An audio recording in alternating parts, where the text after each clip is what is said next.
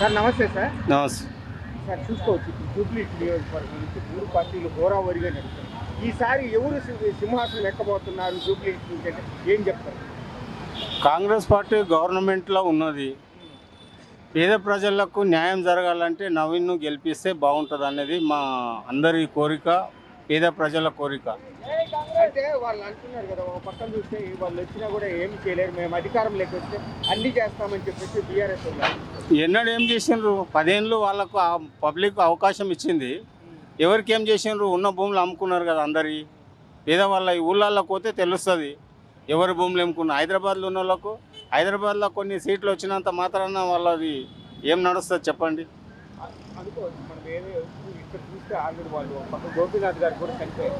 ఆ సానుభూతి ఓట్లైనా పడే అవకాశం సానుభూతి ఒకరికి ఉంటుంది, ఇద్దరికి ఉంటుంది, కానీ అందరికి ఉండదు కదా. పేద ప్రజలకు సానుభూతి అవసరం లేదు. వాళ్ళ కడుపుకు పొట్ట అన్నం కావాల్సింది కదా. సానుభూతితో అయ్యేది ఏముంటుంది చెప్పండి? సానుభూతి ఉంటుంది కాదని కాదు, కాకపోతే ఏంటంటే న్యాయం జరగాలి కదా. గవర్నమెంట్లో ఉన్న పార్టీని గెలిస్తే ఉన్నోళ్ళకు మేలు జరుగుతుంది కదా, పేద వాళ్ళకు మేలు జరుగుతుంది. 100% వేయలే.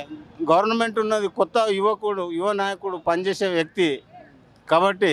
ఇంతకుముందు ఆయనకు చనిపోయిన ఎమ్మెల్యేకు అవకాశం ఇచ్చిండ్రు కదా, ఏం జరిగింది అనేది ఇక్కడ పబ్లిక్కు తెలుస్తున్నది కదా.